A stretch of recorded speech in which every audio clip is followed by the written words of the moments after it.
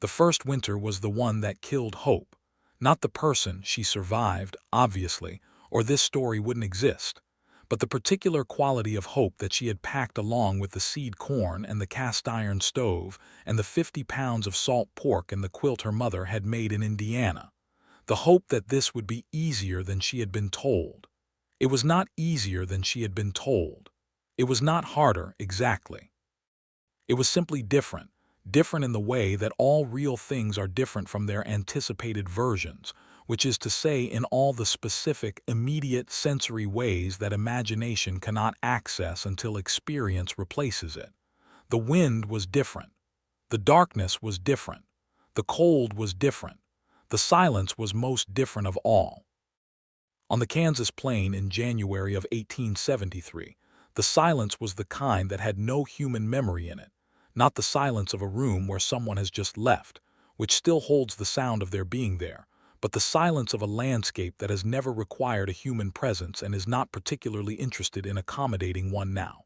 She had come here by choice. This is the first thing to understand. Welcome back and welcome here. If you're new to this channel, I'm glad you found it. Tonight we're going somewhere I think about a great deal, the American frontier in the homesteading era, not as a romantic adventure or a national myth, but as a daily reality. What it actually felt like to live alone on claimed land in the 1870s and 1880s, what the work was, what the isolation was, what it cost, and what, if anything, it gave back. If you enjoy this kind of history, a subscription keeps these stories coming, and it's the kind of thing that takes 2 seconds.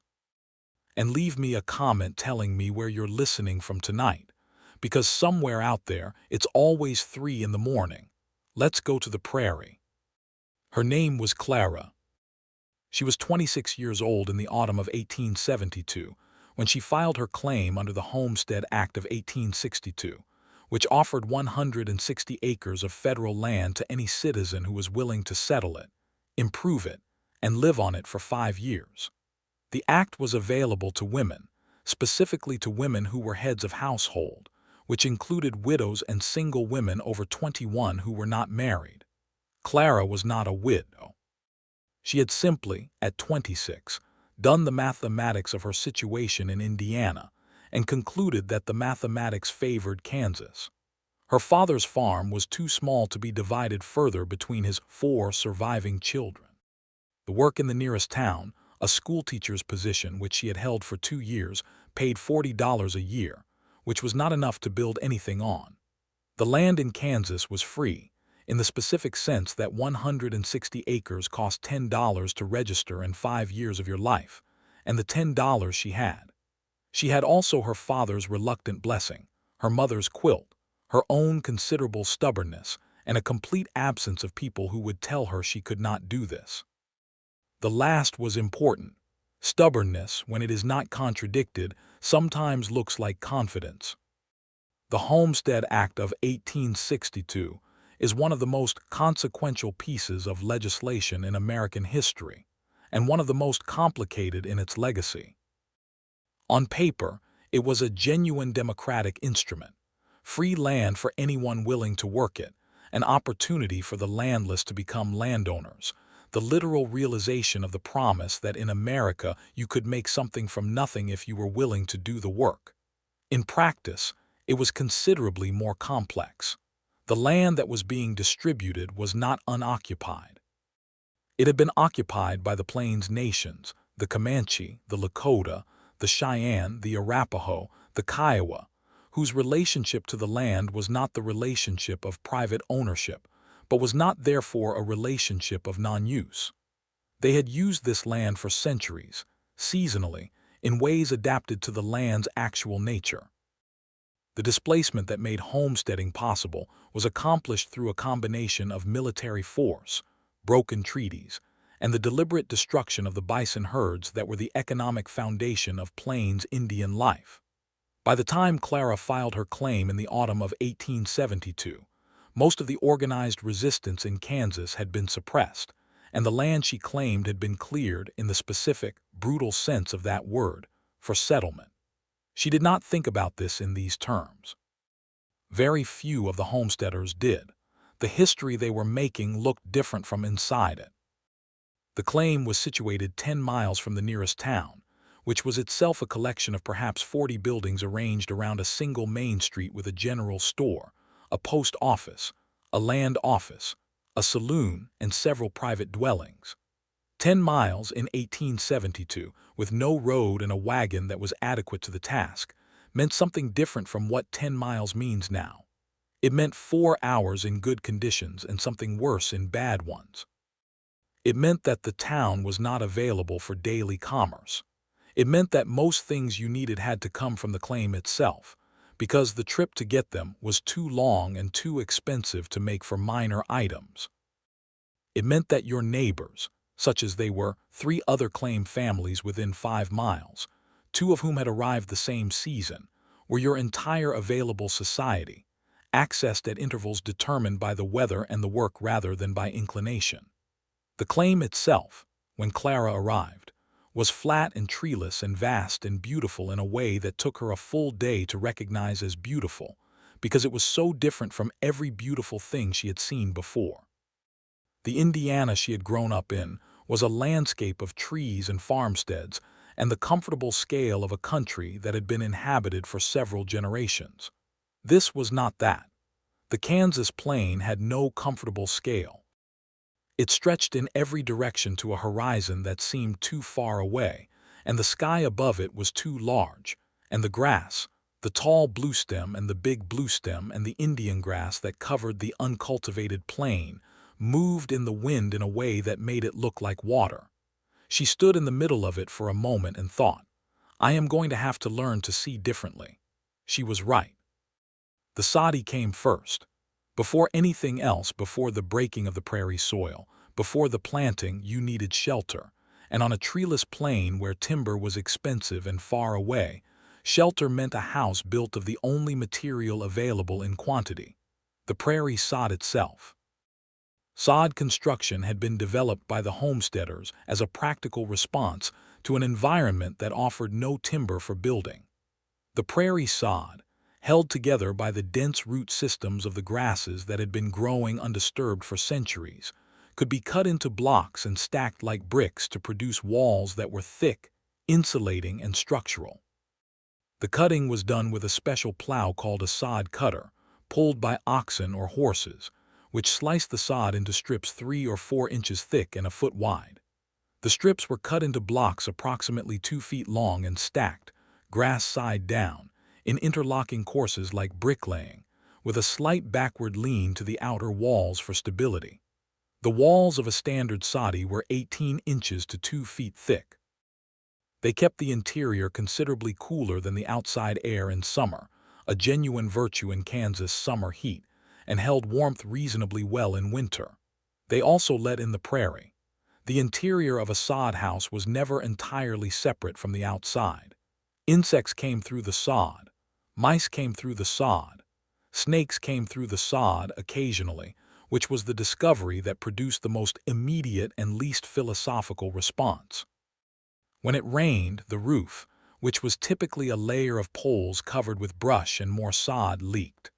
Not immediately, because the sod absorbed the first of the rain.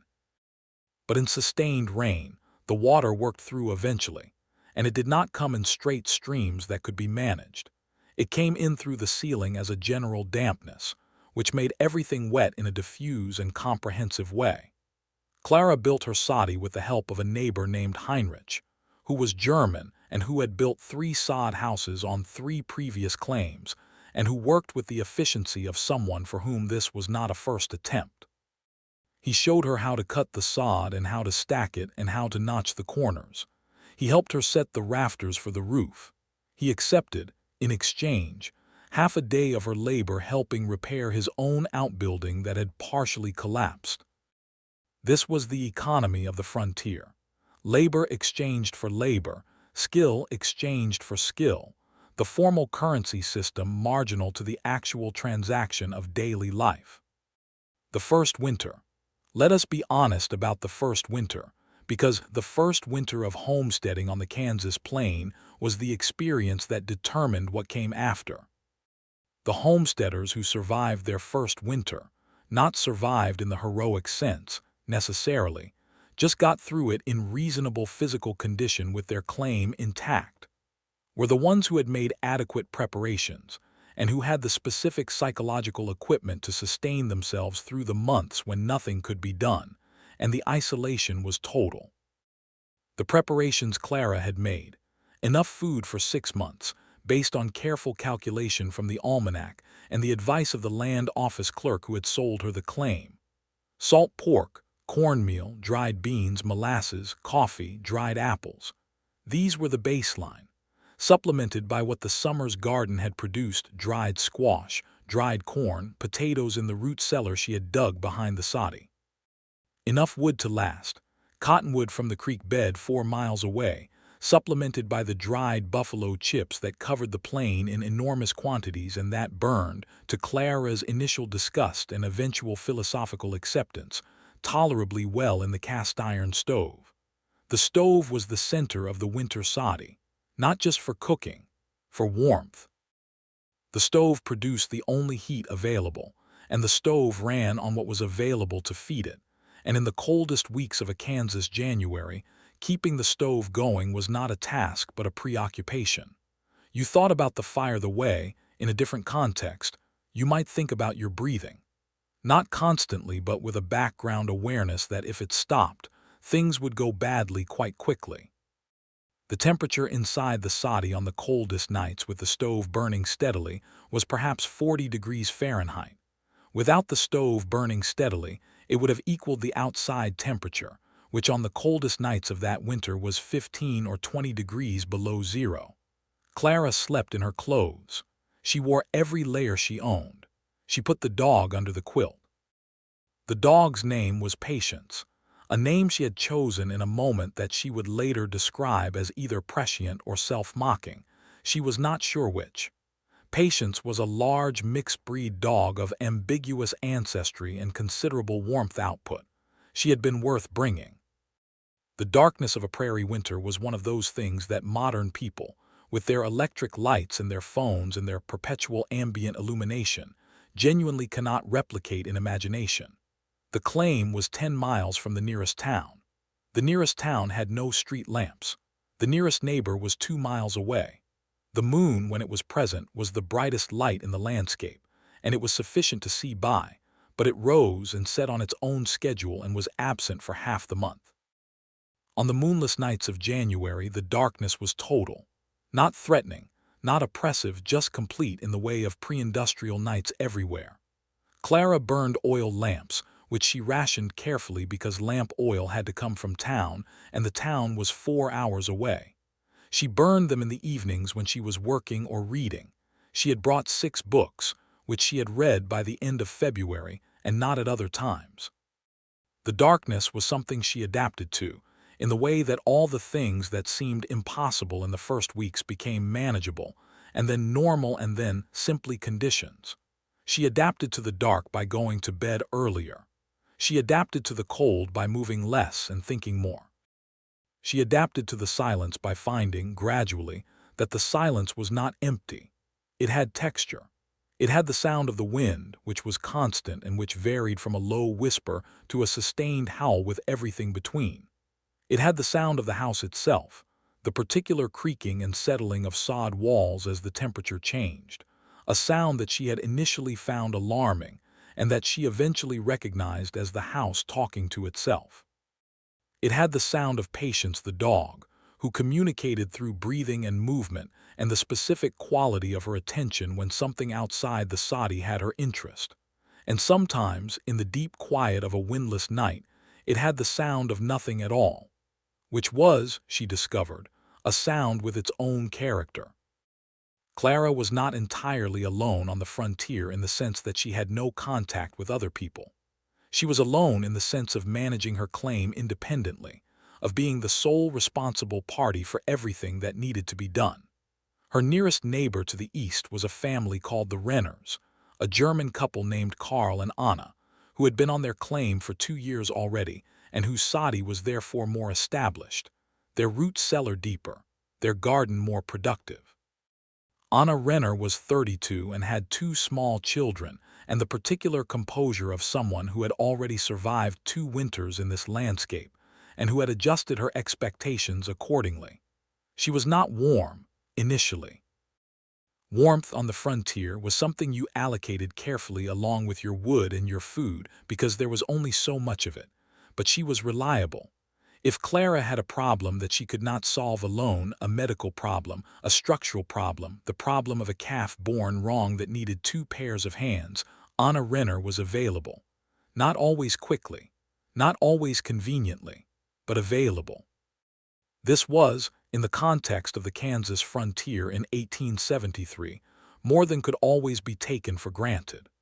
The neighbor to the west was a man named James, who was 29 and who had come from Ohio alone, and who was managing his claim with a doggedness that Clara recognized as similar to her own, and that she liked without being sure if she liked him.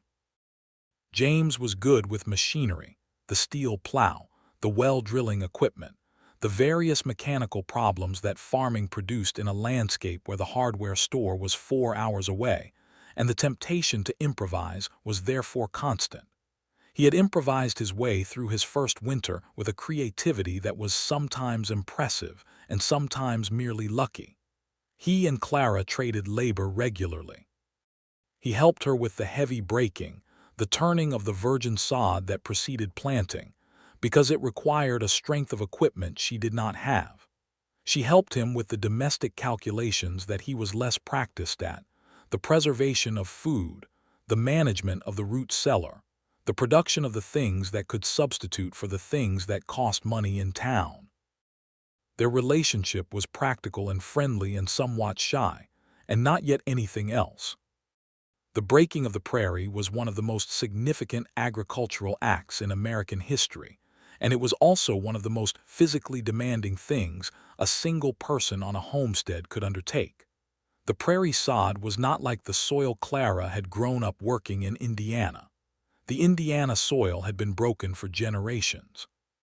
The Kansas prairie sod was held together by a century or several centuries of grass roots, a dense, interlocked mat of organic material that had never been turned, that resisted a standard plow with a stubbornness that had defeated many early settlers before the development of the steel plow made the task possible if not easy. The breaking plow, a heavy steel implement pulled by a team of oxen, cut through the sod and turned it in strips, and the strips had to be left to dry and decompose before the soil beneath could be worked. The process of breaking an acre of virgin prairie took several hours even with a good team and a good plow. Clara had a quarter of a horse and access to Heinrich's ox team, which she paid for in labor. The breaking took most of the second spring. What emerged from beneath the overturned sod was extraordinarily fertile. The prairie soil, built up over centuries of grass growing and dying and composting in place, was some of the most productive agricultural land in the world. Once broken, it gave. The first crops were the proof that the system worked. The sod corn planted in the incompletely broken sod of the first season grew with a vigor that Indiana corn did not match, because the soil had the accumulated fertility of hundreds of years. This was the promise of the Homestead Act, and in this specific respect, the promise was real. The land was genuine. What it asked in exchange was genuine too. The summer heat of the Kansas plain was the other extreme that Indiana had not prepared her for. If the winter's challenge was cold and dark and isolation, the summer's challenge was heat and wind, and the particular anxiety of watching a sky that contained both the water you desperately needed and the destruction that too much of it could cause. The temperature on the Kansas plain in July reached 110 degrees Fahrenheit on the worst days, and it did not cool much at night, and the wind that blew from the south in those conditions carried a heat that seemed to come from somewhere even hotter. Clara's garden, which was her survival through the winter, required water that the rainfall did not reliably provide. The well she had dug, or rather, that she and James had dug together, a project of several days that had produced aching backs and eventually water at 42 feet, required pumping, by hand, every day the garden needed irrigation. In the worst weeks of August, when the heat cracked the ground and the corn leaves curled and the tomatoes split before they could be picked, Clara pumped water for hours a day. She had the forearms of a farmer by midsummer. She had the tan of someone who worked outdoors without adequate regard for the sun's intensity. She had, by the end of her first full summer, a body that was substantially different from the body that had arrived from Indiana, in the specific direction of having been asked to do things it had not previously been asked to do and having done them. She was, physically, considerably stronger than she had been. She was also, in ways she would not have known how to articulate, considerably different from the woman who had calculated the mathematics of her situation in Indiana and decided they favored Kansas. The Grasshopper Plague of 1874 was not a metaphor. It was a historical event, recorded in enough sources from enough perspectives to be understood as one of the definitive experiences of the homesteading era on the Kansas plain. In the summer of 1874, locusts descended on the Central Plains in numbers that are still difficult to imagine. Contemporary accounts describe the sky darkening, the sound of the approaching swarm reaching audible level before the insects were visible, and then the arrival, millions upon millions of grasshoppers landing on every available surface, stripping every living plant of its leaves and stems, eating through wooden tool handles and leather harness straps, and even, in some accounts, into the very wooden buildings of the towns. Clara's crops in 1874 were gone within days. Not damaged, gone. The garden, the corn, the wheat she had planted that spring, the young fruit trees she had been nursing for 2 years, gone. She stood in her field after the swarm had passed and looked at bare ground that had been, 2 days before, a reasonably promising stand of corn, and she made the calculation. The calculation was, how many winters of supplies remain and how quickly can she replace what is gone? The answer to the first question was, not many. The answer to the second, not quickly. The federal government provided some relief. The neighbors helped each other. Renner shared from her root cellar. James made 2 trips to town for whatever the general store would extend on credit. Clara filed for a homestead extension, a legal mechanism that allowed a claim to be suspended in the event of crop failure, and spent the winter of 1874-75 not on her claim but working as a cook at the nearest town, earning enough to survive and to return in the spring. She returned in the spring. This is the important thing. She returned. The 5th year of a homestead claim was the one that determined everything. Under the terms of the Homestead Act, you had to have lived on the claim and improved it for 5 years before you could file for final patent, before the land became legally yours. The 5th year was the year of accounting. Was the improvement sufficient? Was the residence continuous enough? Was the investment of those 5 years going to produce the thing it was supposed to produce? Clara's 5th year was 1877. She filed for final patent in the autumn of that year. The land office sent an inspector. The inspector found a Soddie in reasonable condition, a well at 42 feet, a root cellar, a garden of several acres, a field of winter wheat already planted for the coming season, a small barn, 2 cows, a horse, 15 chickens, and a dog named Patience, who examined the inspector with the evaluating gaze of a dog who had been the primary company of her human for 5 years and had opinions. The patent was granted. 160 acres of Kansas Prairie hers. She owned land. This was the first time anyone in her direct family had owned land in America. She stood in the middle of the 160 acres and looked at the horizon and thought about what that meant. The horizon was still too far away. The sky was still too large. But she had learned to see differently, as she had predicted she would have to. The too far horizon and the too large sky had become, over 5 years, simply the view. Her view from her land. What had the 5 years given her? The land, clearly. The specific knowledge of how to farm this particular piece of land, which was not the same as general farming knowledge, and which had been bought at the price of 5 winters and 5 summers of trial and error, in conditions that did not forgive significant error. A friendship with Renner that had evolved from the careful practicality of frontier neighborliness into something closer and warmer. A friendship of women who had been through similar things in similar places, and who understood without needing to explain what the other one had managed. A relationship with James that was still somewhat shy and somewhat practical, but had, by the 5th year, become something that both of them acknowledged without having quite said what it was. She had gotten a cow. The cow's name was also Patience, which caused some confusion when both the dog and the cow needed to be addressed, and which Clara had chosen because Patience seemed like a virtue worth commemorating in multiple forms. She had gotten a garden that produced more than she needed, which meant that for the first time in 5 years she had surplus. She could sell eggs, she could sell butter, she could trade produce for the things she still had to buy. She had gotten, most profoundly, a different relationship with herself.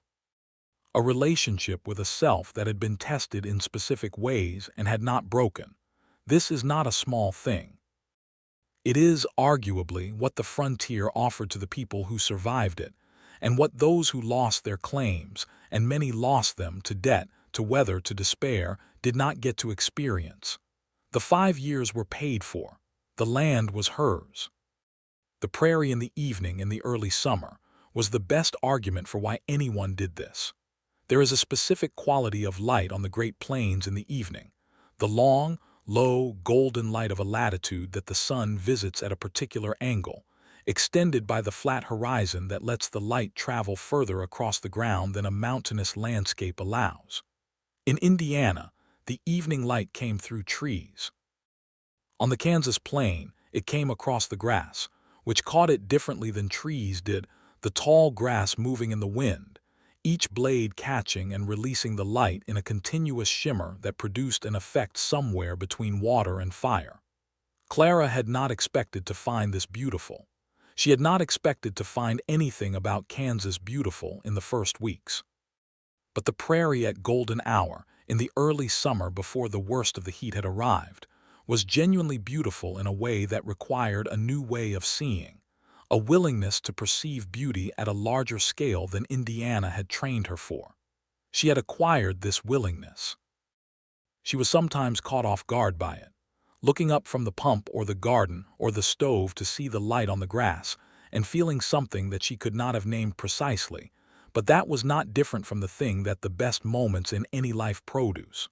Gratitude, maybe, or the specific piece of a person who has managed what they set out to manage, or simply the recognition that this was beautiful and that she was here to see it. The letters home were not entirely honest.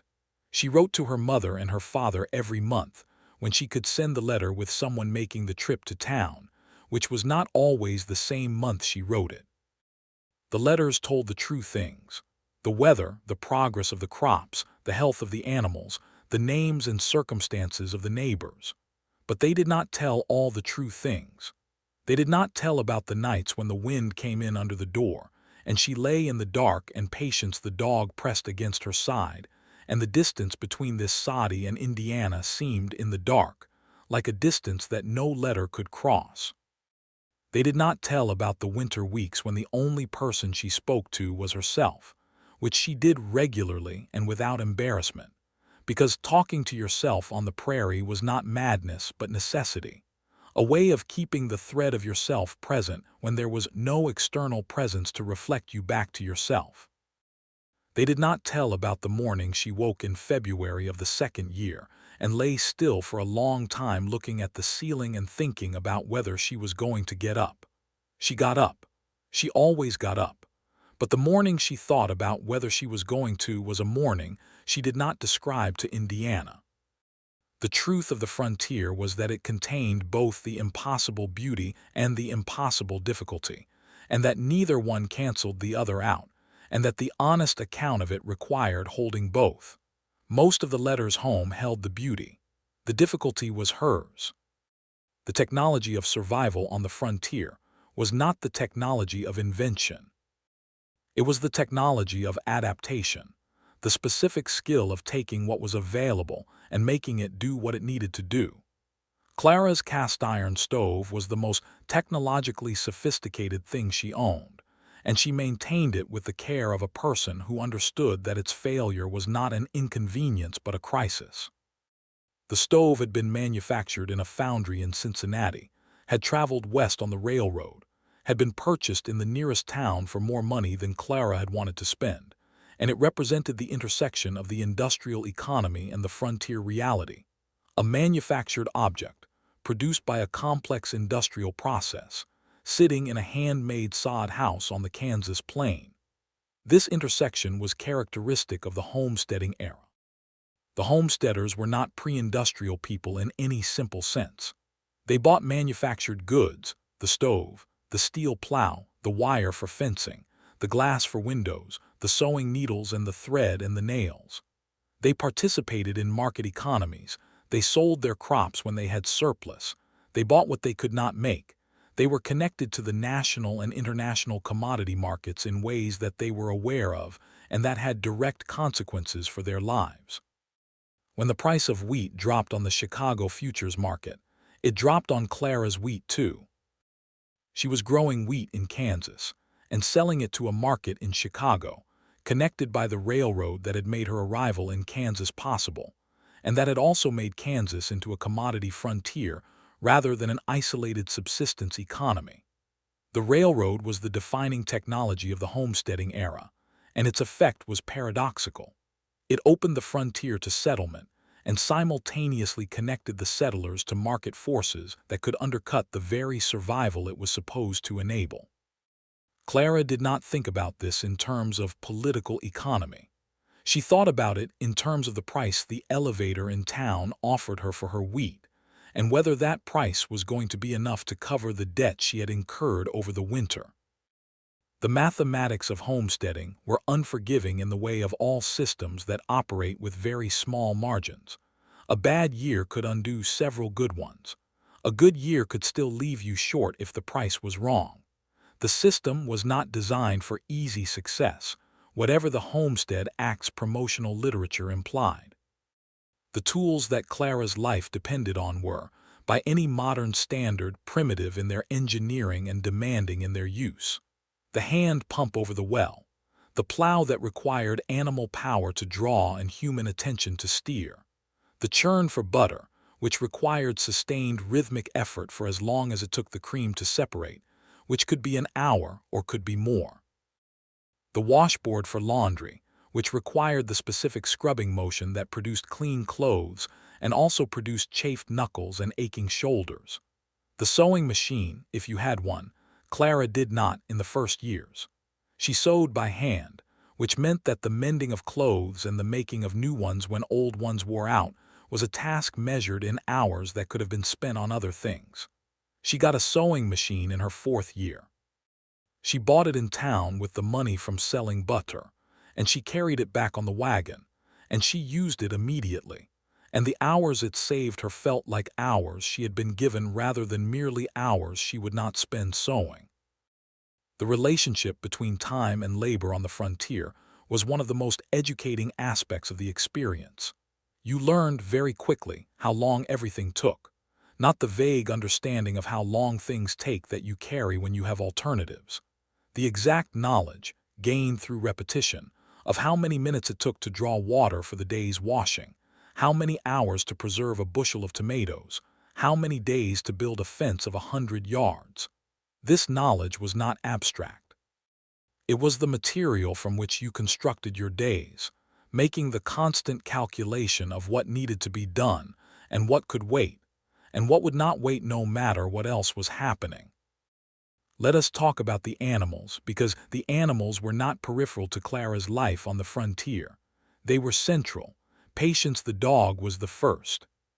She had been a traveling companion on the journey west and had established herself as the most practical member of the household almost immediately. She alerted to weather changes before they were visible. She deterred coyotes from the chicken yard. She found things that were lost. She provided the specific companionship of a being whose requirements were simple and whose loyalty was complete. Clara did not make the mistake of sentimentalizing this. Patience was a working dog, and her work was important, and the emotion Clara felt toward her was real without being foolish. She also kept her warm in the winter, which was a practical contribution Clara never failed to appreciate. The horses came next, first one, which she had brought from Indiana, and then a second, acquired in the third year from a neighbor who was leaving, who sold it for considerably less than its market value because he needed to travel light, and she needed a horse more than he needed full payment. The horses were not companions in the way the dog was. They were partners in the work, the entities whose cooperation made the breaking and planting and hauling possible. She learned their specific temperaments. The older horse, Frank, was reliable and methodical, and could be trusted with straightforward tasks even without close supervision. The second horse, whose original name she did not know and who she called Second for lack of inspiration, was nervous and responsive and required more attention, but was faster and could be pushed harder in the short term. She learned to read them the way the navigator reads the water, not as machines to be operated, but as entities with their own characters whose cooperation had to be earned and maintained. The cows came in the second year, 2 of them, one of whom turned out to be in calf when Clara bought her, which was either luck or concealment on the seller's part, and who produced a calf in the spring of the second year who became the third cow, who eventually became the small dairy operation that was Clara's most reliable source of cash income. The chickens were present from the beginning, in a crate that had traveled with her from Indiana, 15 of them who had survived the journey in varying degrees of indignation, and who established themselves in the kitchen garden, with an assumption of possession that Clara allowed because they ate the insects. The animals were her community in the specific sense of the beings who shared her daily life, who depended on her and on whom she depended, who were present in the mornings and the evenings, and whose well-being was her responsibility. They were not a substitute for human community, but they were company of a genuine kind, and the frontier demanded that you be honest about what counted as company. The schoolteacher came to the community in Clara's third year. Her name was Helen, and she was 22, and she had come from Pennsylvania with a teaching certificate and the specific idealism of someone who had been told that the frontier needed teachers, and who had believed this, which was true, and who had not been told the specifics of what the frontier offered teachers in return, which were modest. She taught in a one-room schoolhouse that had been built the previous summer by collective effort, 12 families contributing labor and the county contributing nothing. And she taught 12 students ranging in age from 5 to 15, in subjects ranging from the alphabet to basic arithmetic to the rudiments of American history. She boarded with one of the farm families through the winter, which was a common arrangement for frontier teachers, and she came to Clara's claim on Sundays when the weather permitted.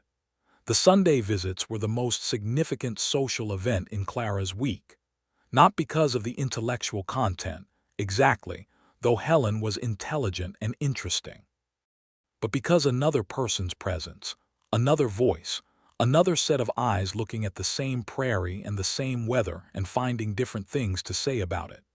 This was what the frontier was most spare in providing, and what Clara found she needed more than she had known she needed it.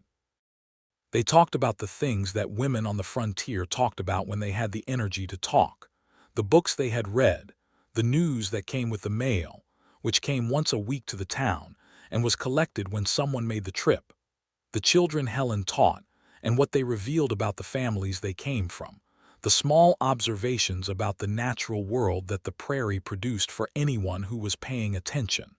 They talked about whether this would get easier. The answer they arrived at provisionally was different. Not easier exactly, but different. After a year, you knew the specific ways it was hard. Knowing the specific ways was not the same as the ways being easier, but it was better than not knowing, because at least you were no longer surprised. The surprise was what wore you down in the first year. After the first year, you just had the wearing. The prairie spring was the best season. Clara arrived at this conclusion after 4 of them, having tested all 4 against each other with the impartiality of someone who had been genuinely cold and genuinely hot and genuinely tired, and was therefore not inclined to romanticize any season on the basis of 1 or 2 pleasant days. The prairie spring was genuinely the best season. The snow was gone, or going. The temperatures had moderated to something that required active effort to maintain rather than passive vigilance against. The days were lengthening, which meant more working time and also, more importantly, more light. After a winter of premature darkness, the January sun setting at 5 in the afternoon, which was 2 hours before Clara had finished the day's work, and which meant 2 hours of oil lamp. The returning light of spring had a restorative effect that was not metaphorical. It was physical. The body responded to light in ways that the body did not lie about. And the prairie in spring produced a specific visual experience that Clara had not anticipated when she came to Kansas, and that she came, over 4 springs, to watch for with genuine anticipation. The wildflowers. The tall grass prairie, before it was broken and planted, produced in spring a succession of wildflowers that covered the unbroken land and the margins of the fields in colors that had no equivalent in Indiana's more domesticated landscape. Purple prairie clover, yellow prairie coneflower, the pale blue of the spiderwort, the deep orange of the butterfly weed, the white lace of Queen Anne's lace at the field margins. These were not garden flowers, not planted, not arranged.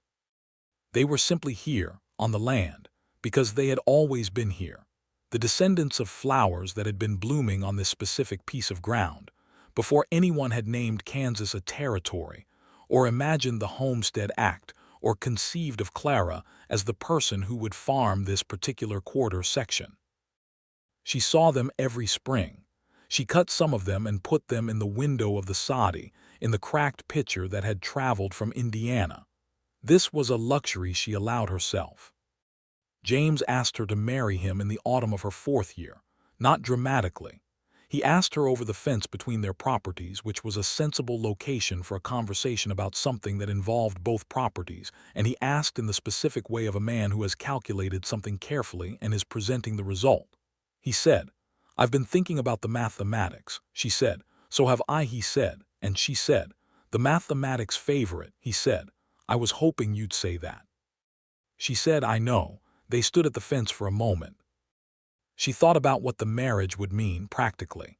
1 household instead of 2, labor shared rather than traded, the particular kind of company that the frontier was most spare in providing, and that she had spent 4 years managing without. She thought about what she was choosing and what she was not giving up. The 160 acres were legally hers. She would keep them. That was not negotiable, and James had not suggested it should be, because he understood the mathematics as well as she did. 2 claims were better than 1. 2 people on 2 claims were more survivable than 1 person on 1 claim. The marriage was, among other things, a merger. This did not make it less real. The practical and the genuine can coexist, and usually do, in the decisions that matter most. Let us look at the horizon one more time before we let the night settle. The horizon on the Kansas plain in the evening when the light is coming in low from the west. It is the most dramatic horizon in America, possibly in the world. Not the most vertical, there is no mountain. Not the most complex, there is no coastline. But in its sheer extent, its uninterrupted distance, its absolute flatness that lets you see so much further than you can in any other landscape, it is extraordinary. Clara stood at the edge of her field in the autumn of her 5th year, the patent filed, the land legally hers, and looked at the horizon. The light was going. The sky above the western horizon was the deep orange that precedes dark, and below it the darker orange of the actual horizon line, and below that the brown gold of the grass that still stood at the field margins where she hadn't broken it. Patience the dog was beside her. The cows were in. The wheat was in the ground. The winter was coming, and she knew what winter cost, and she had enough to meet it. She stood at the edge of her field and looked west and felt the specific feeling of a person who has done something hard over a long time and has, so far, not failed. Not triumphant, not satisfied exactly, but present, here, on her land, in the light. The trip to town was an event, not an errand. The 4-hour journey each way meant that a trip to town was planned days in advance, that it was combined with everything that needed combining. The mail, the supply of goods, the sale of whatever Clara had to sell, the equipment repair that required the blacksmith, the conversation with the land office, so that the trip justified its cost in time and in the wear on the wagon and on the horses. Clara made the trip to town approximately once a month in the good seasons and less often in winter. Each trip was a recalibration, a reminder that the world outside the claim existed, that it had news and prices and people she did not see the rest of the time. The general store in town was one of the defining institutions of the frontier economy. It sold everything that the homesteaders could not produce themselves: flour when the local mill was not yet operating, salt, coffee, tea, lamp oil, matches, nails, wire, cloth, thread, medicine. It also bought what the homesteaders had to sell, and it extended credit to the homesteaders who were not yet producing surplus credit that was the lifeline of the first years, and that attached itself to the settler in the form of debt that had to be cleared by the crops that were not yet adequate. The general store was the bank, the pharmacy, the hardware supplier, and the post office all in one.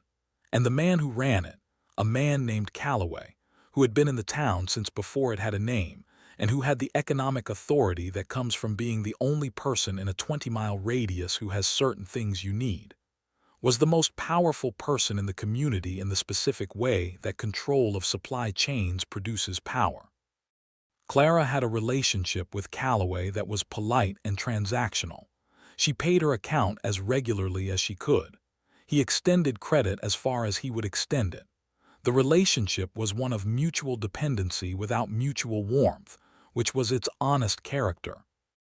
The mail was one of the most emotionally significant things that the frontier offered. The letters from Indiana, from her mother, from her father, from her older sister who had married a farmer and stayed in Indiana and who wrote with the specific warmth of someone who worried, were the most human thing that arrived.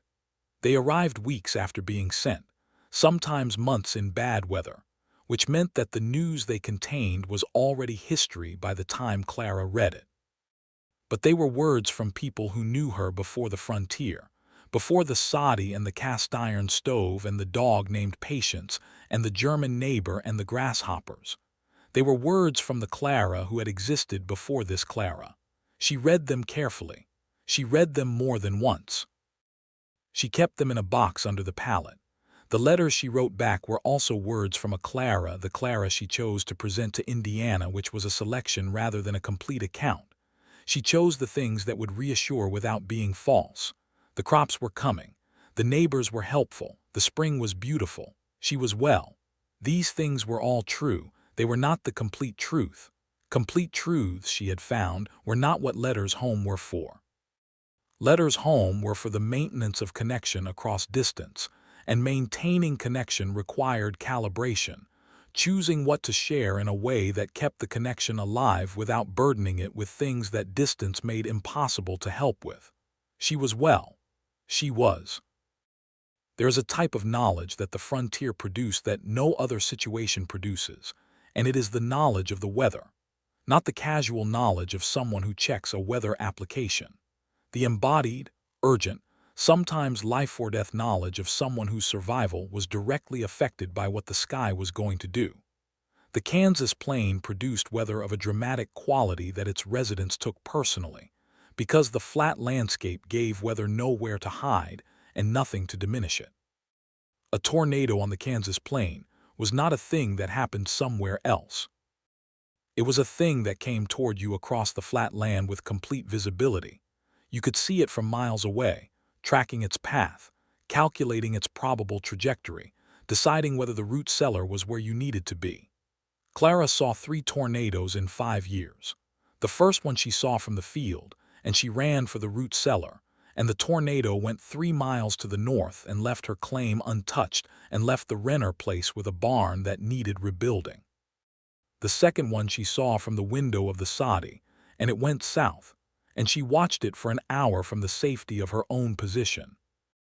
The third one came close enough that she heard it, the famous sound which is not exactly like a train, but the description of it as a train is the closest approximation, a low sustained roar that you felt in the body before you processed it consciously.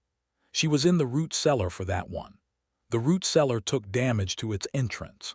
The Soddie was intact. The chickens were scattered and took 2 days to collect. She learned from these 3 experiences to read the sky in a way that no meteorological education could have provided: the specific quality of green in certain clouds, the way the air felt before a tornado weather system, the angle of the wind relative to the weather's approach. She was never surprised again. You could be afraid, but you did not have to be surprised. The religious life of the frontier settlement was conducted in conditions that tested both faith and organization. The nearest church was in town, which meant that Sunday worship required either the 4-hour trip or the informal substitute of the community gathering that the settlers organized when the town was too far. In Clara's 3rd year, the community began holding Sunday meetings in the schoolhouse that Helen taught in through the week. These were not formal services. There was no ordained minister.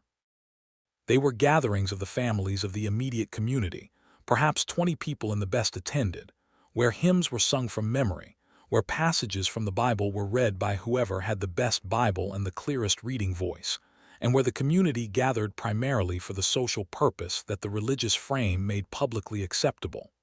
Clara went. She was not, by the standards of the Indiana she had come from, a particularly devout woman. But the Sunday meetings offered something she valued beyond the theological: the presence of the community's children, reminding you that there were children in this landscape, the faces of the Renners and James and the 3 other families she knew, the specific ordinary conversation that followed the service, the exchange of news and observation, and the small negotiations of community life. She sang the hymns. Her voice was not good. She sang them anyway, because the singing was communal, and you did not stay silent in a communal activity, because you were worried about your voice. Helen played the small pedal organ that one of the families had somehow transported from Ohio, and its sound in the schoolhouse, thin and slightly off-pitch and completely earnest, was one of those sounds that Clara associated with the frontier in a specific and particular way.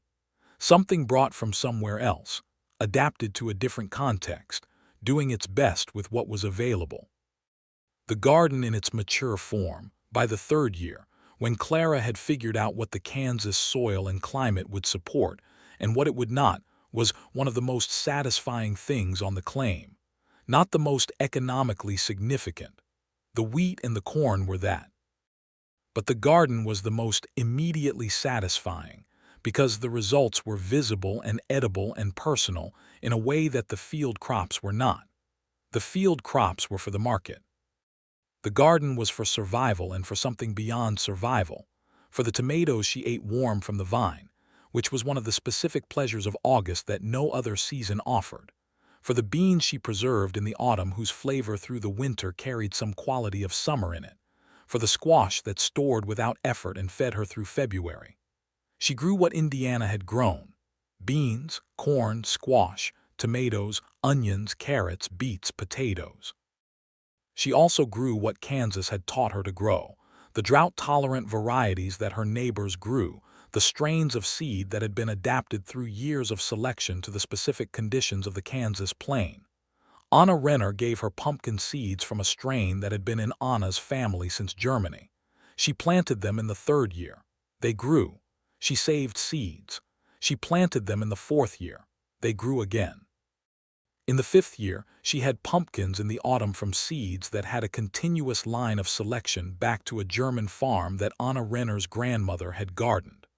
The garden, in this way, was also a library of seeds, of practical knowledge, of the accumulated selections of generations of gardeners whose names she did not know. She was the latest in a line. She was not the last. The process of making bread on the frontier was not quick.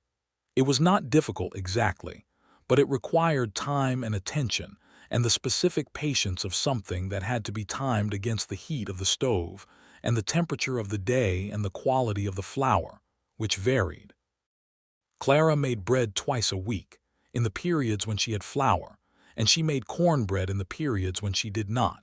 And in the very thin periods of the 1st years, she made what her grandmother had called journey bread and what the frontier called hardtack: a dense, flat, unleavened thing that kept indefinitely and tasted of flour and water and not much else, which was exactly what it was, and which she ate without complaint because complaint about necessary food was a luxury she had decided not to afford. The bread of the good years, made from her own wheat milled in town, and leavened with the sourdough starter she had brought from Indiana in a pottery crock, and maintained through 5 winters of Kansas cold. That bread was one of the things she was proudest of. Not because it was exceptional bread by the standards of a bakery, but because it was her bread from her wheat with her starter in her cast-iron pan, in her Soddie on her claim on the Kansas plain. The chain of possession was complete. That completeness was the point. The Grasshopper Plague of 1874 hit in July. Clara woke to a sound she did not recognize and stepped outside into a sky that was not the sky she had gone to sleep under. The sky was moving. This is the only way to say it precisely. The sky itself seemed to be moving, a shimmer that resolved, as she stood and watched and her mind caught up to what her eyes were presenting, into the individual components of an uncountable mass of insects descending toward the earth. The sound was first silence, the specific silence of a landscape from which the normal sounds of birds and wind had been displaced by something else. Then it was a sound she had no reference for. Then it was the sound of the swarm. She stood in her garden and watched her corn disappear. Not slowly.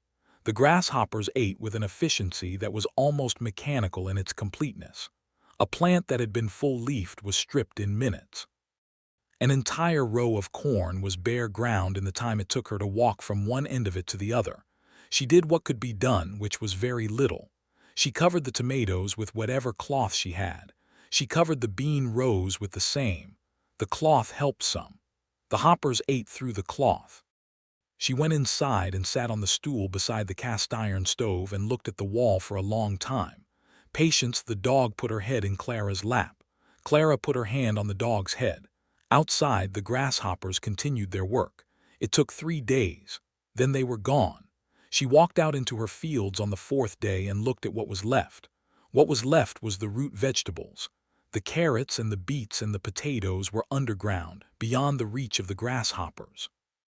What was left was a small quantity of grain that had been in the barn. What was left was the determination she had come here with, which was unchanged, not because she was invincible but because it was still there. She went to Heinrich's farm. She went to the Renners. She went to James. They assessed the damage collectively and made the collective plan. They would all survive. That was the plan. They executed it. The winter after the grasshopper year was the hardest winter. Not in terms of weather. The winter of 74-75 was, by the almanac's record, not the worst winter in Kansas history. But in terms of what Clara had to survive it with, it was the most stretched she had ever been. The food in the root cellar was what the grasshoppers had left and what the neighbors had shared. The lamp oil was rationed more strictly than before. She made 1 trip to town in December, 1 in February, and none in between. The trip in February was to find work. She worked as a cook at the town's small hotel 2 months, enough to buy seed for the spring. She came back to the claim in April when the ground was soft enough to work. The Soddie was intact. The animals had survived, the horses, the cows, the chickens who had returned to roost after the grasshoppers left and who had, in the way of chickens, continued to produce eggs through the winter with the imperturbable practicality of an animal that is doing what it does regardless of your situation. She stood in the doorway of the Soddie in April and breathed the specific smell of a Kansas spring, the wet earth, the new grass, the water in the air, and she felt the thing she had come here for, the thing that the grasshopper year and the hard winter had not extinguished. She was here. She was going to plant. The land was still hers. The Prairie fire was the event that every homesteader feared most deeply, and for good reason. A prairie fire in August, when the grass was dry from the summer heat and the wind was from the south at 20 miles an hour, could move faster than a horse. It was not a metaphor. The fire moved faster than a horse. This was the fact that informed everything about how you prepared for it and how you responded to it. Clara had seen the smoke before she had come close enough to understand what was burning. Smoke on the Kansas plain in August in the west was something you looked at immediately and continued to look at until you understood it. A thin gray column was a chimney fire, a cook fire, a neighbor burning brush. A low brown line along the horizon that thickened as you watched was a prairie fire. She saw the low brown line in the third year. The Renner place was between the fire and her claim. She did not know, for the hours before she knew, whether the fire had taken the Renner place or had gone around it. The preparation for fire was the fire break, the plowed strip of bare earth that the fire could not cross because there was nothing in it to burn. Clara had plowed her fire breaks in spring, which was when you plowed them, before the summer dried the grass and while the soil was still workable. The fire break around her Soddie and barn was 30 feet wide, 30 feet of bare earth. She stood beside it and watched the smoke come closer, and she watched the line of orange under the smoke come closer, and she stood on the bare earth and she thought about everything she had built and everything she had planted. The fire reached her south fire break and stopped. It stopped because that was what fire breaks did.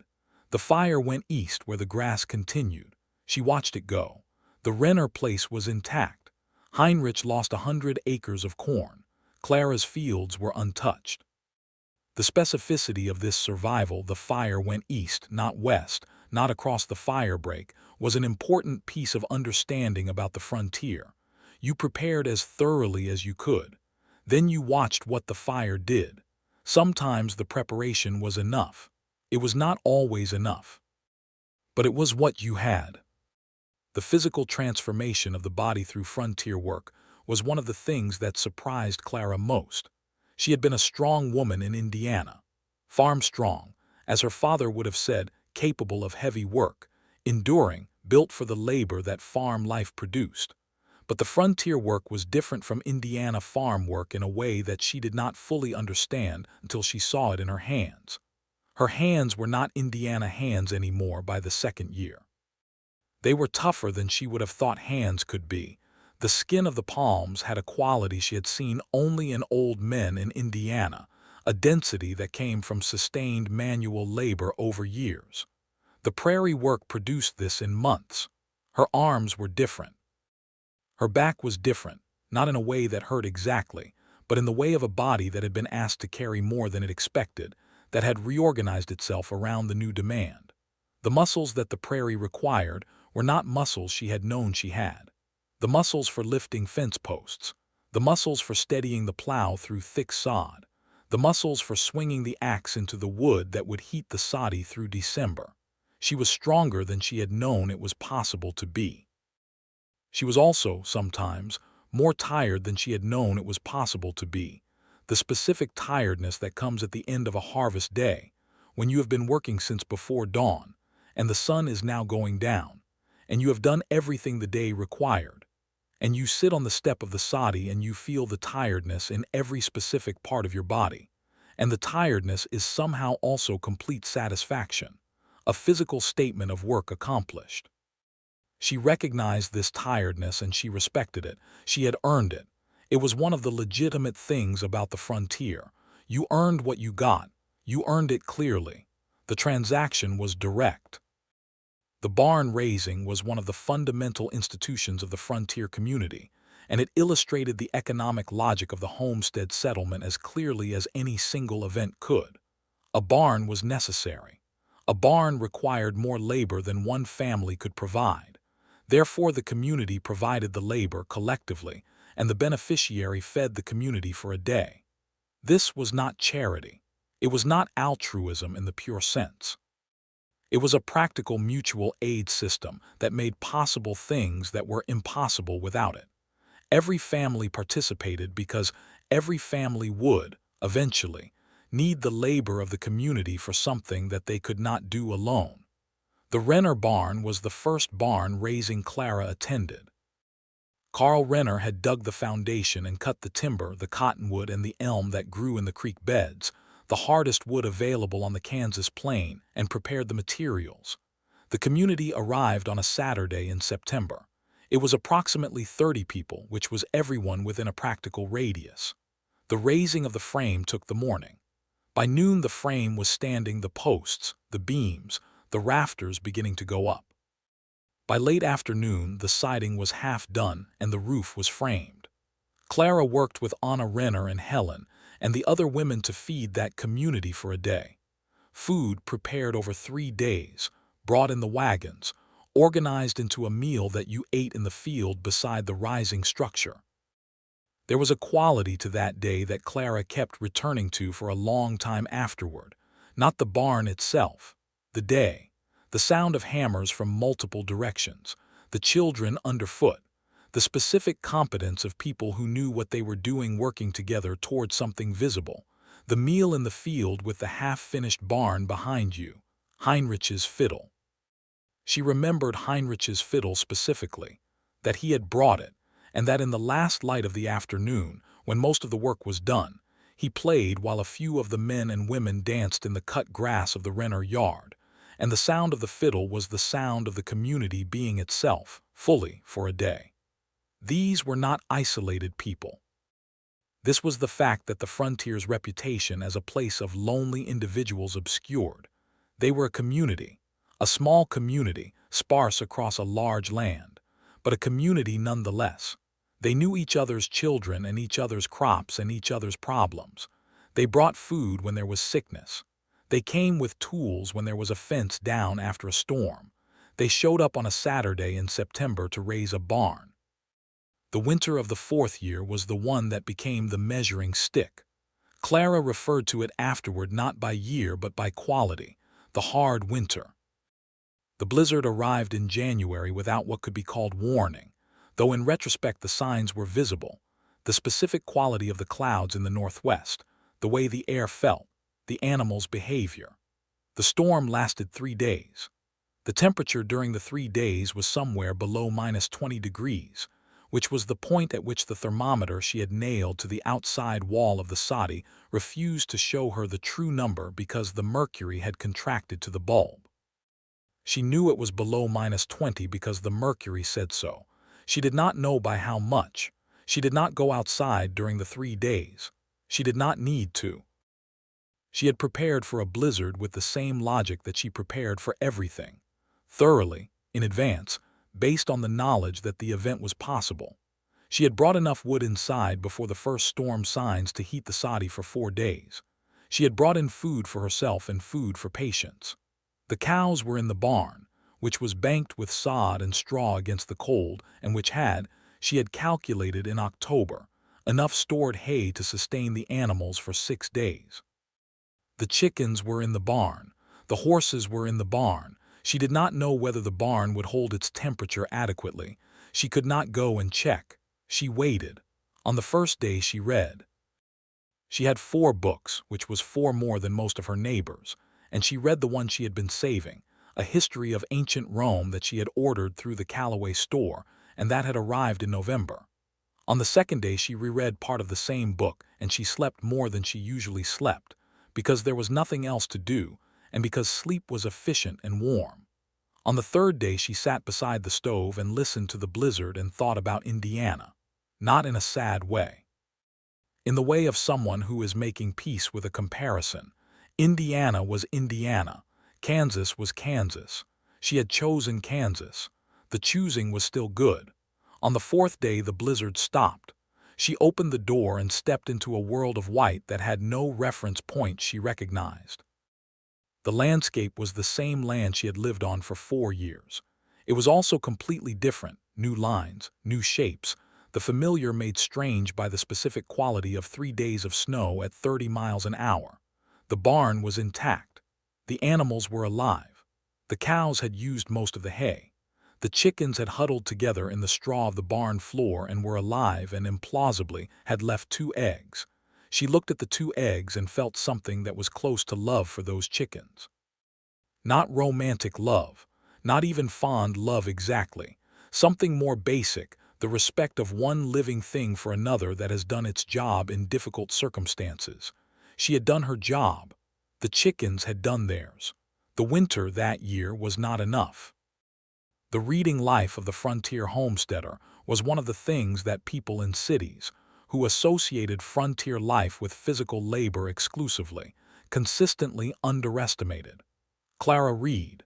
She had read in Indiana and she read in Kansas.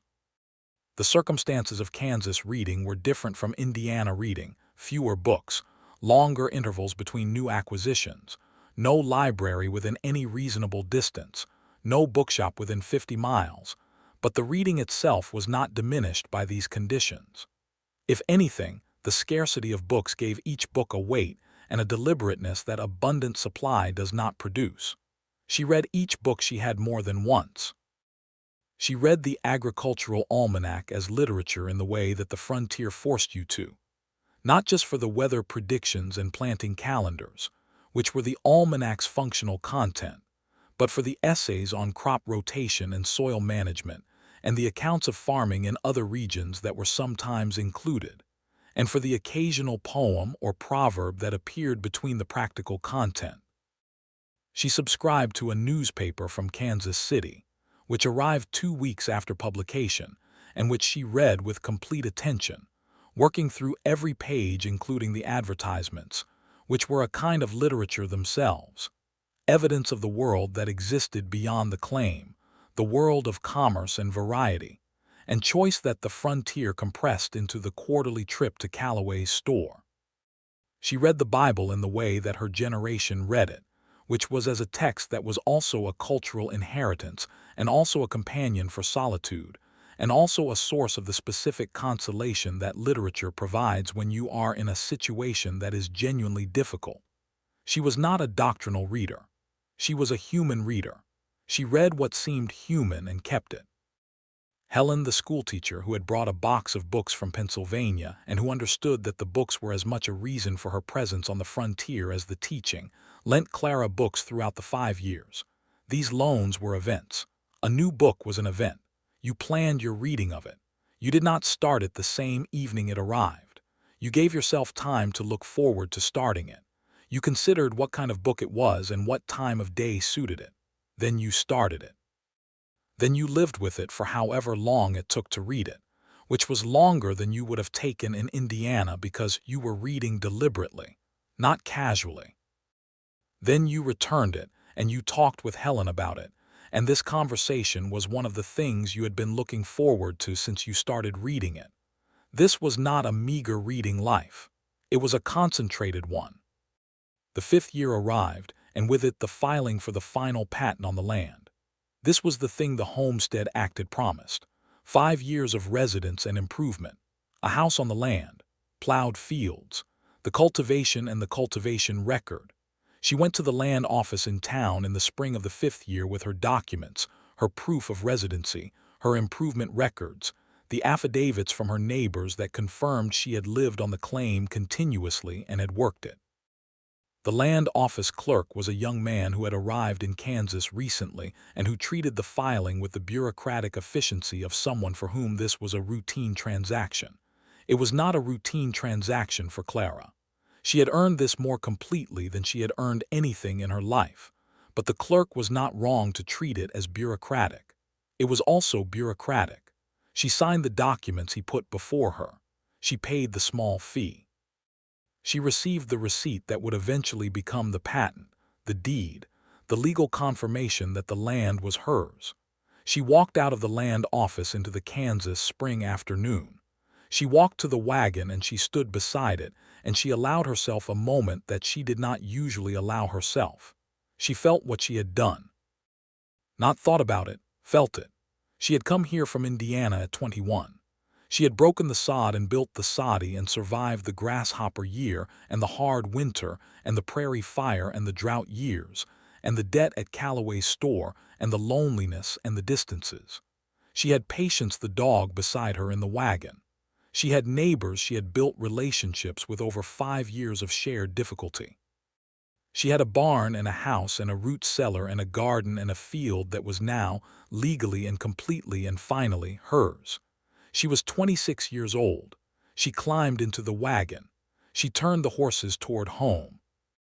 The prairie in spring, in the 5th year, when Clara had enough experience to see it fully, not just to endure it but to know it, was something she had not been prepared for by anything Indiana had offered. The wildflowers that came in May were not wildflowers in the way that Indiana had wildflowers. They were an event. The buffalo grass that covered the ungrazed sections of the Kansas plain turned, in May, into a thing that Clara had no adequate word for: a color event, an olfactory event, an event of abundance so complete and so temporary that it required you to stop what you were doing and attend to it. The purple of the pasquiflower came first, before the grass was truly green, the purple out of the brown of winter ground. Then the yellow of the coneflower and the butter yellow of the prairie sunflower, which was not the sunflower of the garden but the native one, smaller and more restrained and somehow more serious. Then the blue of the spiderwort, which was one of the most improbable blues Clara had ever seen occurring in nature, a blue that looked impossible in the context of the tan and brown of the Kansas plain, a blue so saturated it seemed like someone's mistake. Then the red of the paintbrush, the white of the fleabane, the pink of the prairie phlox in the low places where the water collected in spring. The smell of the prairie in May was not a simple smell. It was layered. The bottom layer was the earth smell, the warm, wet smell of soil coming back to life after winter. Above that was the green smell of the grass itself. Above that was the sweetness of the flowers, not the concentrated sweetness of a garden bed, but the dilute sweetness of millions of blooms distributed across miles, arriving at you on the wind in a concentration that was just enough to be present. Above all of that was the clean air smell of the Kansas spring, which was the smell of air that had crossed a large distance without encountering many things, the smell of space itself. Clara stood in the May field in her 5th year and smelled all of it. She had earned the right to stand there. She stood. She breathed. She let the Kansas plain be what it had always been, whether she was there or not, whether she noticed it or not, and she noticed it. This was the other thing about the frontier that the reputation for hardship sometimes obscured. It was also beautiful, not in spite of the hardship. Alongside it, the land did not care about your hardship. The land was there for itself. It was there before you arrived, and it would be there after you were gone.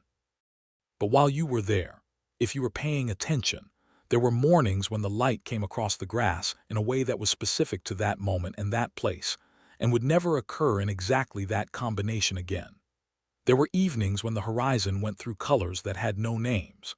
There were nights when the sky above the Kansas plain was so full of stars that you had to stand with your neck tilted back until the muscles ached because you could not look away. These things were real. They were as real as the Grasshopper Plague and the blizzard and the debt at Callaway's. They were part of the same landscape. You did not have to choose between the hardship and the beauty. The prairie offered both. The specific experience of solitude that the frontier produced was not the same as loneliness, though they were neighbors, and the boundary between them was not always clear. Solitude is a condition of being alone. Loneliness is a condition of suffering from being alone. The frontier produced both, and they alternated, and sometimes they coexisted in a way that made them difficult to distinguish. Clara was alone often. The nearest neighbor, Anna Renner, was 3 miles distant, which was a walk in good weather, a short ride on the horse, but which in a Kansas February blizzard was not a practical distance. She had days, in winter especially, when she did not see another human being. She had weeks in the hard winter when the accumulated days of solitude became something she was aware of, the way you are aware of a sound that has been present so long it stopped registering, and then suddenly you hear it again. She heard the solitude in the hard winter like that, a sound that she had stopped hearing and then heard. She managed it. She talked to patients, not in the self-conscious way of someone who knows they are being eccentric. In the practical way of someone who is managing a cognitive load that requires an outlet. She talked through her plans for the next day. She talked through what she was reading. She talked through the letter she was going to write when she could get to the post. Patients listened with the complete attention that dogs give to their people's voices, not because they understand the words, but because the voice is information, and the dog was always listening for information. This was, Clara thought, a form of genuine communication, Patience didn't need the words. Patience needed the voice. Clara needed to speak. The transaction worked. On the bad days, and there were bad days, she did not pretend otherwise. She wrote in the journal she had kept since Indiana, and the writing was the most effective tool she had for the loneliness because it transformed the loneliness from a condition she was experiencing into a subject she was examining, and the shift in position, from inside the experience to outside it, was almost always enough. She was not always enough for herself. No one is always enough for themselves. But she was often enough for herself, which was more than she had expected and more than the frontier's reputation had suggested, and she counted this as one of the things the frontier had given her that she had not anticipated, the discovery of her own adequate company. The relationship with the land changed as the years passed. In the first year, the land was the enemy. The sod was too thick, the climate was too extreme, the distances were too vast, the isolation was too complete. She was fighting the land for the right to be there. In the second year, the land was the challenge, something to be understood and managed, something with rules that could be learned, something that rewarded preparation and punished carelessness. She was studying the land. In the third year, she was beginning, in some sense that she could not have articulated precisely, to belong to the land. Not in the way that the Kansas people had belonged to the Kansas plain. That was a depth of knowledge and relationship that 5 years of homesteading could not produce, and Clara was clear-eyed enough to understand this. But in the more modest way of someone who had learned the specific moods of a specific place, when the south wind in July meant 2 days of heat before a storm, when the sky's particular quality of light in October meant the first frost was close, when the creek's color meant the upstream rains had been heavy. She had learned the place. The place was hers in the sense that mattered to her. She had earned it. By the fourth year, she was not thinking about the land very often because the land was simply the context of her life. The way a person who has lived in a city for many years does not think about the city as context, they simply live in it. Kansas was the medium she moved through. The prairie was the substance of her days. She was not on the frontier anymore. She was home. The sound of the Kansas plain at night in summer was one of the things Clara tried several times in her journal to describe, and never quite succeeded in describing to her satisfaction. It was not silent. That was the mistake that people who had not been there made, the assumption that the prairie was silent. The prairie was not silent. It was full of its own sounds, which were not the sounds of Indiana, not the sounds of any place she had come from, and which took a year to learn to hear because they were new sounds that her ears had not yet been trained to notice. The cicadas in August were the loudest. On a warm August night, the cicada sound was not background. It was the full content of the audio landscape, a continuous high oscillating wave of sound that you heard through your whole body if you sat still enough. The coyotes. She heard the coyotes regularly from the second month. They were not close. The coyotes had learned, quickly, the geography of the human claim and the arc of her shotgun, but they were not distant. They were out in the dark of the unbroken grass, and they were talking to each other in their way, a sound that contained the night itself. That was the sound of the prairie doing what it had been doing before she arrived, and what it would continue to do. The owls. The specific sound of the great horned owl in the cottonwood tree at the creek edge. The sound of the wind in the grass, which was not a sound you heard with your ears so much as felt through the skin. On very still nights, when the air was not moving and the cicadas had momentarily stopped their oscillation, the sound of the stars there was a sound. She did not know how to describe this. She tried in the journal and crossed it out. There was something, on very still nights on the Kansas plain, that occupied the space where sound would be, that was not silence exactly. She never found the right word for it. She stopped trying. Some things on the frontier were beyond the vocabulary she had brought from Indiana. Some things required a new vocabulary. She had not made enough new words in 5 years. Perhaps she would. The morning of the 5th-year harvest was one of those mornings. She had been up before dawn, as always, but this morning had a quality to it that she had begun to recognize over the years.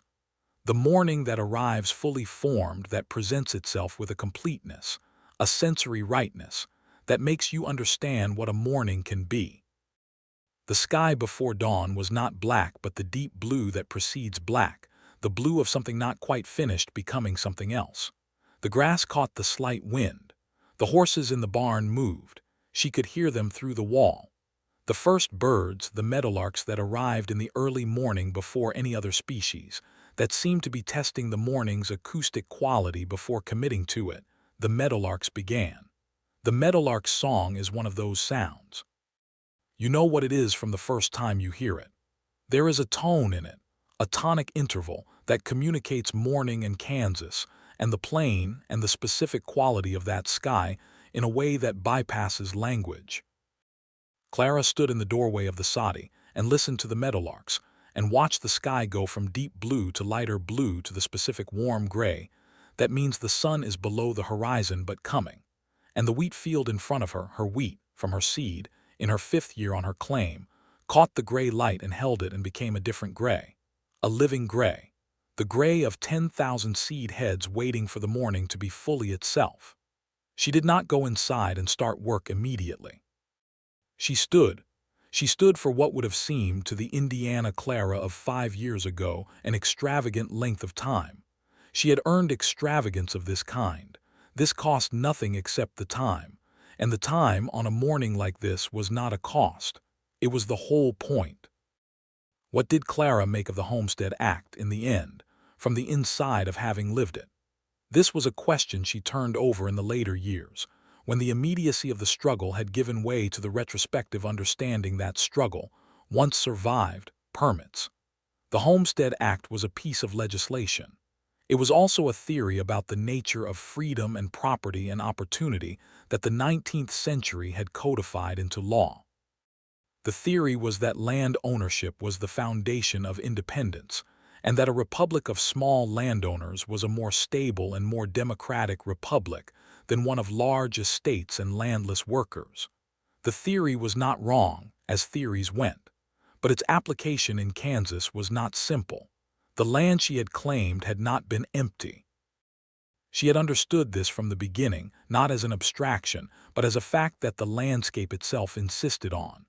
The traces of the Kansas people were in the land, the buffalo wallows, the trails, the way the grass grew in certain places that marked old camp sites. The prairie she had broken with her steel plow was not a virgin landscape. It was a managed landscape, managed by people for centuries, and the management had been dispossessed to make way for her management, and she had benefited from that dispossession. She had not caused it. She had not designed the policy that produced it. She was a 21-year-old woman from Indiana who had wanted land and had claimed the land the law offered. But she had not been ignorant of it. She had seen the remnants and she had understood what they meant. The Homestead Act's promise of free land was not free. Someone else had paid for it.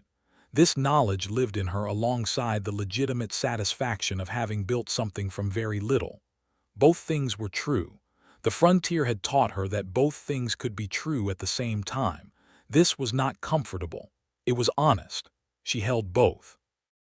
In the long, quiet evenings of the 5th winter, when the patent was filed and the claim was legally hers and the worst of the struggle was behind her, Clara sat beside the cast-iron stove with patience at her feet, and she let herself think about the future. Not anxiously. With the specific quality of attention that security permits, the forward-looking attention that is not planning for survival but imagining what might come next. She was 26. She had a working farm. She had neighbors she trusted. She had 5 years of knowledge about the Kansas plain that she had purchased with 5 years of her body's work. What she thought about on those evenings was not leaving. She had not come here to leave. She thought about what the farm could become in the next 5 years. The wheat yield was improving. The soil, which had seemed intractable in the first year, was responding to her management. The rotation she had learned from the agricultural almanac, the addition of manure from the barn, the drainage she had dug in the low corner of the east field. She thought about the house. The Soddie was solid, but it was a Soddie, a first house, a survival house. The earth walls were the frontier's improvisation. In 10 years, if the harvests were good, there might be a frame house, windows that let in winter light, a floor that was not packed earth. She thought about James, who had not stopped being patient. She thought about what a future might include. She did not decide anything on those evenings. She sat. Patience's breathing was slow and even. The stove ticked. Outside, the Kansas winter was doing what it did. In here, it was warm. She had made it warm. That was enough for tonight. That was everything for tonight. History does not tell us exactly what Clara thought, because Clara is not a historical individual. She is the composite of thousands.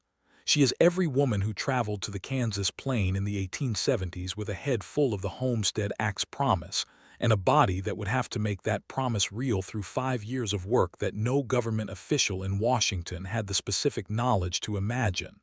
There were hundreds of thousands of Claras. They were not all 26. They were not all from Indiana. They were not all women. They were the human mass of the westward settlement. Swedish immigrants and German immigrants and freedmen and widows and young men from Ohio and families from Virginia, and every combination of person that the 19th century's economy of displaced labor and unevenly distributed hope could produce. They went. Some of them succeeded. Many of them did not. The ones who did not left traces that the ones who did built on. The abandoned claim with the Soddie still standing, the cleared land that the next claimant would not have to clear again, the lessons that spread through the community about what worked and what did not. The frontier was not a story with a single protagonist. It was a story with several million protagonists, each of them living their specific version of the general experience, each of them fighting the specific weather and the specific soil and the specific debt and the specific loneliness of their specific claim, all of them together making the thing that the historians called the settling of the West. The settling of the West. The language is anodyne and the history is complicated, and the specific experience of the person who lived it was neither anodyne nor abstract. It was a life. It was their life. It was one of the most difficult lives their century offered, and many of them lived it fully, deliberately, on purpose, because the land was real, because the independence was real, because the morning light on the Kansas wheat was real. Because they were there, and the prairie was there, and the meadowlarks were there, and the work was there, and the tiredness was there, and the satisfaction was there. All of it at the same time, real. There is a thing that happens in the prairie evening that Clara noticed in the second year and that she never stopped noticing. The horizon. There is no horizon like the Kansas plain horizon. This is not sentiment. It is a fact of geography. The Kansas plain is one of the flattest landmasses on Earth, and on a flat landmass the horizon is not interrupted. It is a complete circle around you. You are in the center of it. The sky is a complete dome above the Earth's flat disk, and where they meet at the horizon, they meet cleanly, without the interference of mountain or forest or city edge. At sunset on the Kansas plain, the process of the sun going below this clean horizon takes a long time and produces an unreasonable number of colors. The red at the horizon, the orange above it, the yellow, the green, and there is always a green, a thin band of green that appears between the orange and the blue that most people who have not stood at the Kansas horizon at sunset do not believe in until they see it. Then the blue, deepening as you look further east, toward the edge of night. Then as the sun goes fully below, the afterglow, the sky above the horizon continuing to hold light long after the sun is gone, holding it in the specific pink-purple of the last minutes of a clear day, the sky refusing to give up the light it has been holding all day. Then dark, then stars. Clara watched this process regularly. Not every evening, farming does not allow every evening, but regularly. She felt it was necessary, not for any reason she could have articulated. It simply seemed to her on the Kansas plain that you needed to see the whole sky regularly, needed to be reminded of the scale of what you were living in the middle of. The scale was important. The scale was actually important. Your problems were real.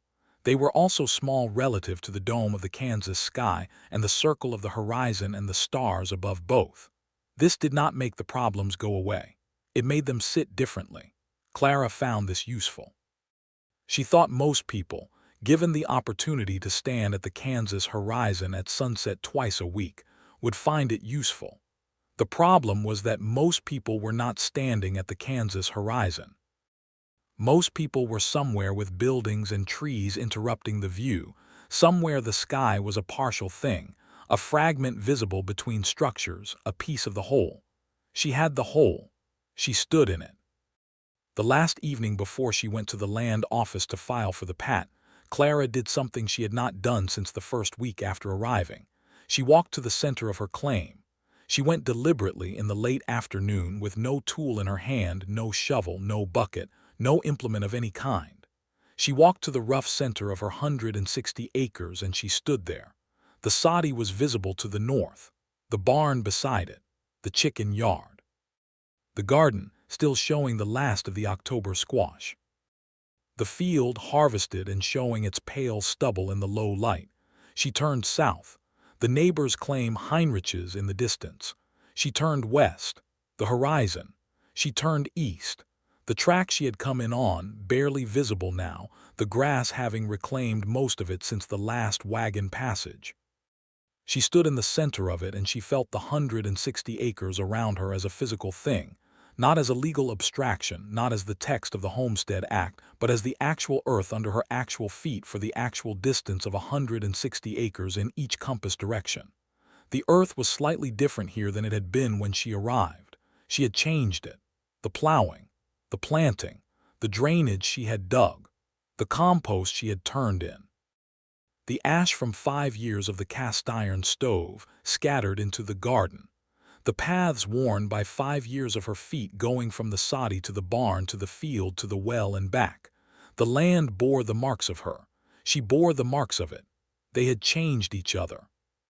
This was what the Homestead Act in its most fundamental ambition had promised and what most legal language could not quite capture.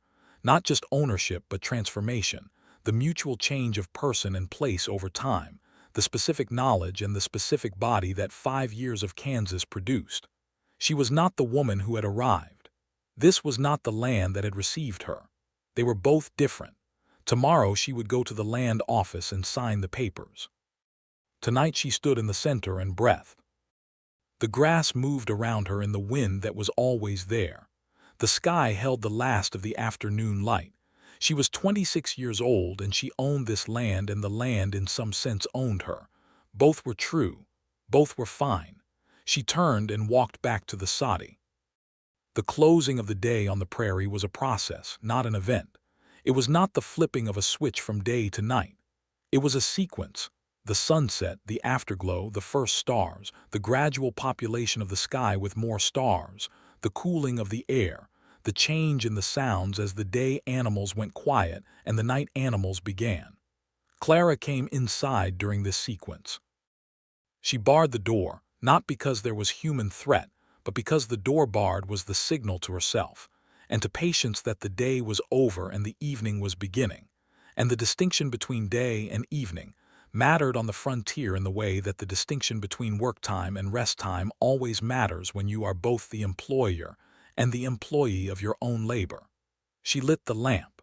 The lamp's small circle of warm light was enough to read by. She had been reading her way through the Kansas winter in the evenings of the 5th year with the specific leisureliness of someone who has earned leisure and is no longer apologetic about taking it. Patience settled at her feet. The stove, banked for the night, ticked as it cooled slightly. Outside, the prairie was doing what it did. In here there was a woman and a lamp and a book and a dog and a stove. There was a life, actual and daily and difficult and beautiful and fully hers. She turned the page. She read. Let me bring you back now to where we began. The flat land, the grass, the wind. The sound the wind makes when it moves across 100 miles of open country and meets the specific resistance of a Kansas wheat field in late October. That sound. Clara knew that sound the way she knew her own name by the 5th year. She had been hearing it for 5 years. It had gone from being an alien sound, a sound that meant she was somewhere she had not been before, to being the sound of home. That is the most human thing about the frontier, if there is one most human thing. Not the hardship, not the independence, not the legal transaction of the Homestead Act or the economic logic of the steel plow or the catastrophe of the grasshopper year. The most human thing is this: the strange place becomes, through time and attention and difficulty and the sheer cumulative weight of days lived in it, home. That is what happened in Kansas. That is what happens every time someone goes somewhere new and stays long enough. The strangeness becomes familiar. The familiar becomes necessary. The necessary becomes dear. And one morning you wake before dawn on the flat land with the grass moving outside and the stove not yet lit and the dog still sleeping at the foot of the pallet, and you lie there for a moment in the specific dark of a Kansas November morning, and you are not thinking about Indiana. You are just here. You are in this. This is yours. Not because a law said so, though a law did say so, but because you made it so with your body and your time and your attention and your willingness to stay when leaving would have been possible. You stayed. The prairie is large. It is indifferent to individual stories, but it holds the stories anyway, the way the earth holds the prairie, root underground, out of sight, present. All those women, all those claims, all those mornings, all that staying. The Kansas plain is still there. The sod has not all been turned back. In some places the original grass, the buffalo grass, the bluestem, the switchgrass, is still growing as it grew before the steel plow came through. It has been growing since before the first European set foot on the continent. It will be growing long after the names on the homestead patents are forgotten. But the names are there, in the land office records, in the family histories, in the particular shape of the old farmsteads that still stand in places. The cottonwood windbreaks planted in the 1880s by people who would not live to see them fully grown. Clara planted cottonwood trees in the third year. She chose the spot carefully, the north side of the Soddie, where they would grow to block the north wind, where they would eventually make a windbreak that would reduce the heating costs and slow the erosion and provide a landmark visible from a distance across the flat land. She planted them. She knew she might not be there to see them grown. She planted them anyway, because someone would be there, because the land would continue.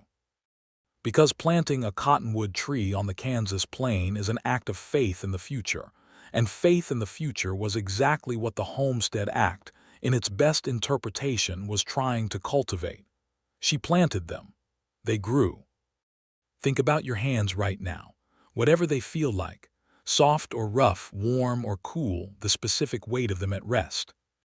Clara's hands in the 5th year of her claim did not feel like your hands feel. They felt like tools.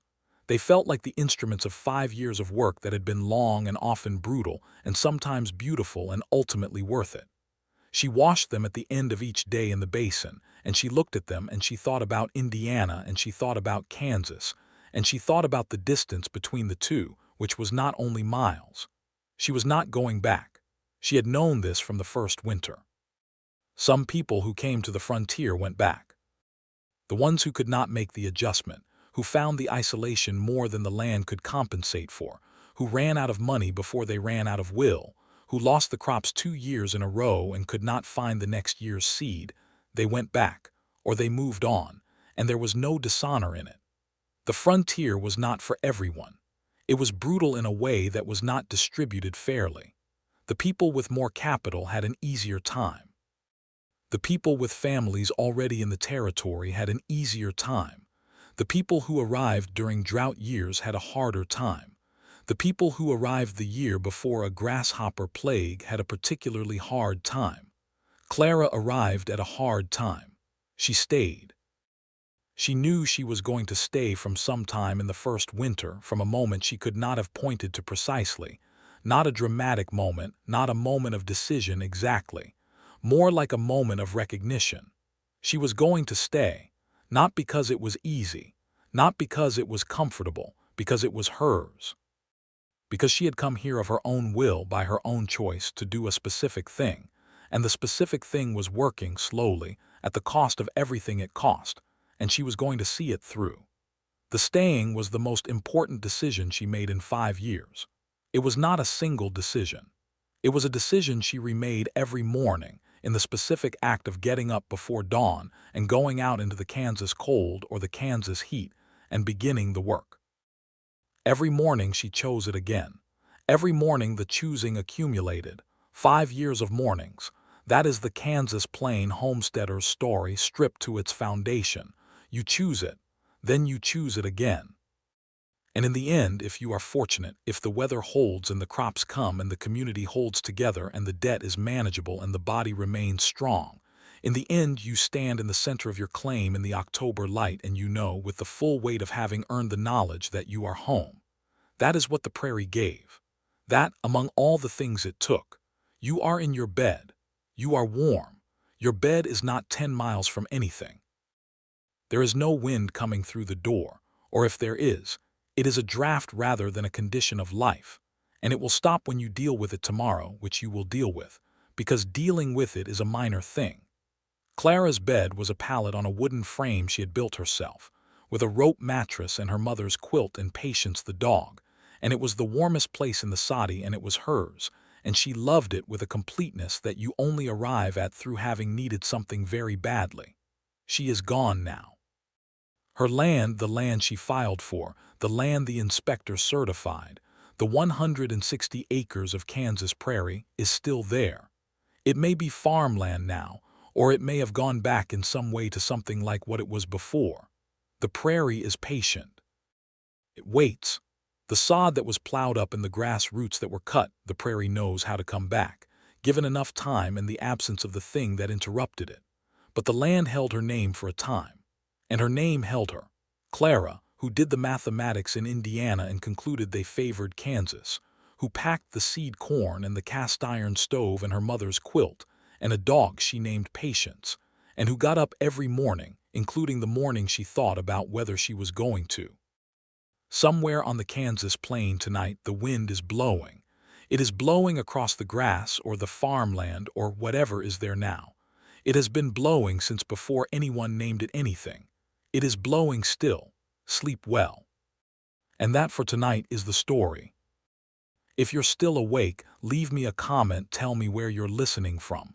And if this is the kind of history you want to keep hearing, the subscription is right there. There are more places to visit. There always are. Good night.